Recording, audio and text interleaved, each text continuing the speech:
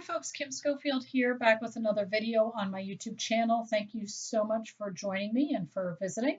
I am happy to have you here and excited about today's project. So this is a project for the Joggles design team, and it is featuring some of these metal embellishments from Frank Morrow. So these are good side, they're heavy duty metal. These are not like a thin sheet metal that you could bend easily. They're pretty substantial. You do want to wash them when you get them because they have a little bit of residue on them. So you want to wash that off with soap and water. And I have a few pieces here. I got a bunch of these in my design team kit. And they are so much fun. I absolutely love them. So many different ideas and projects that you can make with them. And you can see they're a pretty good size. This is probably about, the butterfly here is probably about a 2-inch by 2-inch butterfly, so real good size. Same with the dragonfly and the star. And then the chicken down here, which I had to use the chicken, so much fun. I love chickens. This is probably about 4 to 5 inches wide, so pretty good size. So as you can see, I am applying a layer of gesso onto all of these because I want to paint with them. You actually can also use alcohol inks on top of these. So if you had a felt with one of those felt pieces with a blending tool, you could apply some alcohol inks like you would get from Ranger. And but I decided I wanted to do paint, so I did put down a layer of gesso first. I will say that if you were to scratch these, you probably could scratch the paint off. So it didn't help too much, but it certainly made my acrylic colors pop.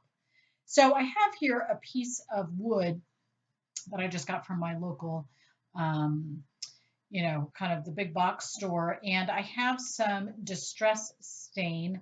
This is the vintage photo color, and I am simply putting it on top of the wood. I am not, I didn't treat the wood, didn't sand the wood, didn't do anything. This is something that's probably about 80 cents for me to buy this piece of wood.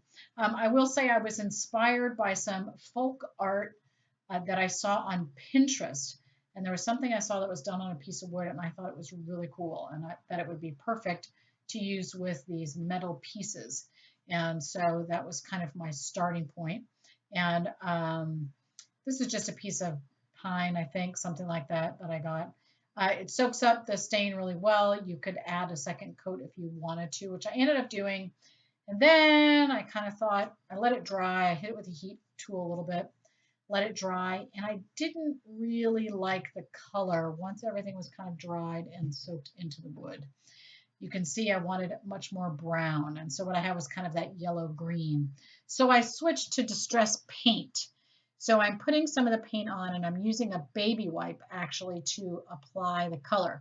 Now, you're going to want to move that paint pretty quickly because it will soak right into the wood because there's no gesso. You can see I have some little spots there just that quickly. The paint kind of started to soak into the wood. So that's why I'm using a wet, a paper towel, not a wet paper towel, I'm sorry, a baby wipe to put that on. And then I decided I really like the other side. So I'm getting a little bit wetter. You can see here, once I get the baby wipe, I'm able to blend that a little bit more. So I liked the color more on the bare wood that I did going over the stain. So I really wanted that brown. No surprise there, me and my brown. I love brown. So that's what I ended up doing instead of using kind of the yellowy kind of look on the other side. And what I found was if it started to get harder to blend that paint, look at that great green in the wood too. You just got another baby wipe, went back in, and you could spread that really easy. So no, I did dry that. I set it aside to dry, and I hit it with the heat tool. And now we are going to be doing some painting. So this is just the background, mostly Dina Wakley, because I want a nice heavy body paint. And so that's what I'm going in with first, because again, no gesso. This is going to soak into the wood. Of course, there is a little bit of layer of paint there. So that's going to help some, but it's not like if I had gessoed everything first.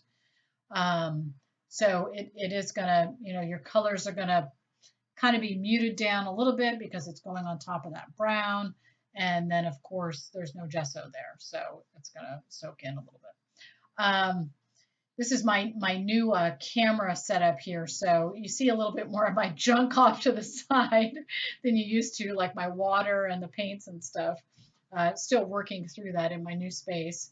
So with my paint, I'm just creating, kind of the illusion of sky, ground, grass, that kind of thing. Just working that in, adding more layers. I don't want to completely cover up the wood. In the middle, I don't mind it covered, but I want that wood peeking out on the top and the bottom. So I'm not going all the way to the top. And this is really challenging for me not to, you know, really paint everything and cover everything perfectly, to kind of have a sloppier look on the edges. I was a little stressed about it, but it actually ended up working out fine, and I loved the finished piece. I really liked it. I kind of found a pouncing motion with the brush actually gave me a little bit better coverage than if I was swiping the brush back and forth, just because I got a little bit more of that, you could see those brush marks a little bit more because I'm working on a piece of wood instead of paper, but just kept kind of fooling around with that until I was happy. And now I'm going to paint my metal pieces. So painting my chicken, I am making my chicken a barred rock. So if you have chickens, you'll know what kind of chicken that is. I used to have chickens, and we had some of these and we loved them. And so that's what my chicken is going to be. And you can see the great coverage by putting that gesso down, how that paint is sticking onto the metal. Works great, and the colors really pop. So to do the dragonfly and the butterfly, I'm actually using a stenciling brush. So very stiff, short bristles, and that enables me to kind of pounce on that color. Especially because it's a little bit smaller space. And so that's what I'm doing. So just adding some, colors around on the wings there. And so by adding the paint, I'm adding this blue with the purple that's not quite dry. And I got some awesome blending. Really turned out really nice on the dragonfly and the butterfly. I was really happy with that. So just picking up a little pink there for my butterfly. That was a great combo with the orange and the purple, and that worked out really well. Again, I apologize for you seeing all my mess off to the side there. What my table really looks like. But yeah, it's a little messy. I'll have to work on that a little bit to get a little better viewing area. I have a much smaller table now. I've kind of rearranged everything. So I decided to go for some white splatters here, and you can see they were gigantic. They were a little large, but I was able to kind of knock them back, and I like the way it ended up actually. So now for my barred rock, I'm finishing them off. Barred rock they're black chickens, and they have these little white specks on them. And so I'm just using a white gel pen, and the chicken has some indentations in, in the metal. So all I did was follow those little indents with the white gel pen, and it looked perfect. I love the way it turned out. It looks really, really cool. And I did use some red paint to paint the some parts on the chicken there, his little wattle up on top, or maybe that's on the bottom. The comb and the wattle. Painted that red and painted the beak.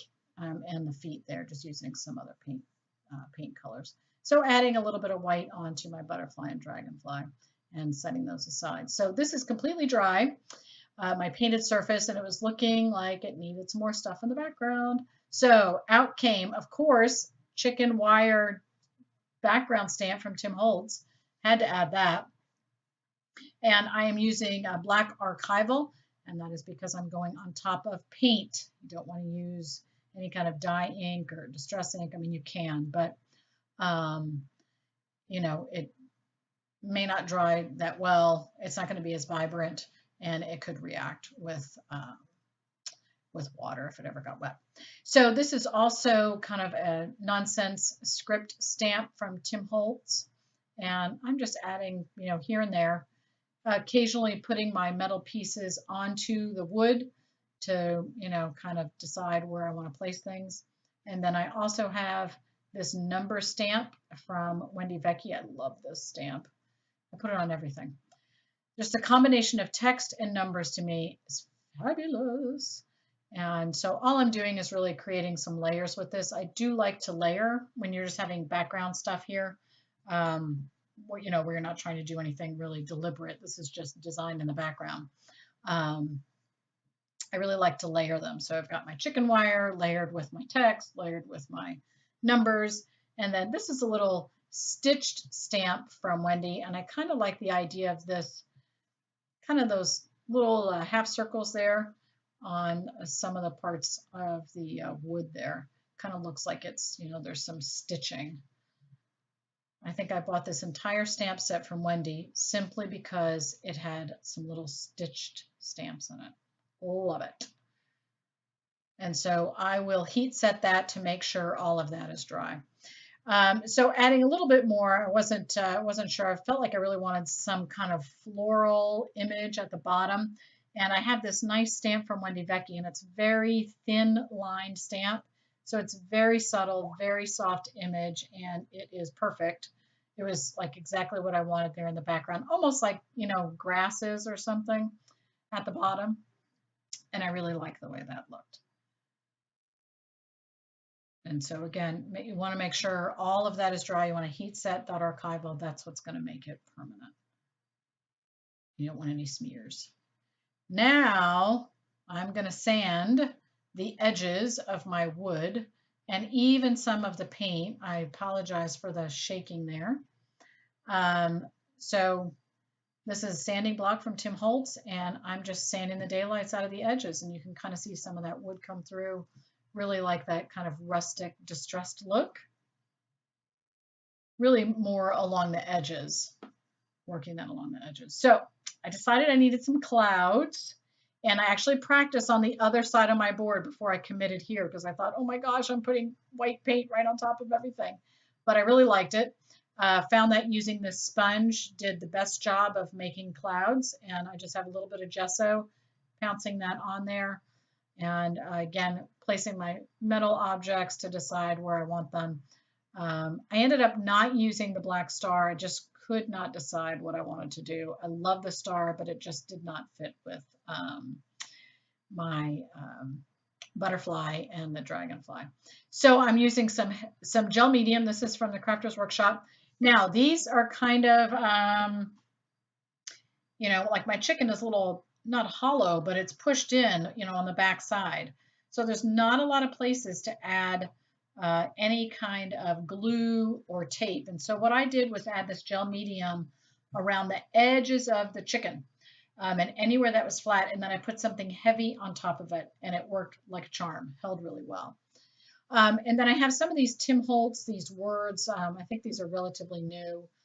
And I really like this idea about take the scenic route, which I just thought was kind of fun with, you know, this kind of farm looking home decor piece. And I did cut it apart. So these are very thick cardboard, but using those Tim Holtz scissors, I was able to cut it apart no problem because it was too long to fit on my board the way it was. And so I just cut the words apart to put there. And I had a little glue squishing out, and I am just using a little, you know, craft pick and just scraping away some of that glue, but it will dry clear. This, you won't see it once it's dry, and it dries really quickly.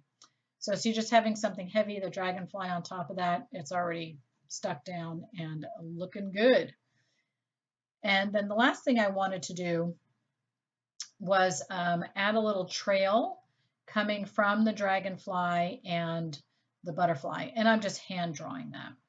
And then when I finished that, I kind of felt like that upper corner was a little lacking, so I added one more Tim Holtz, one of those little word pieces that he has. And that is about it for my project. Quick and easy, so much fun. Please check out the Joggles store and these wonderful metal embellishments. I know that you will find so many uses for them. Please share, leave a comment, give me thumbs up, and subscribe. Thank you so much.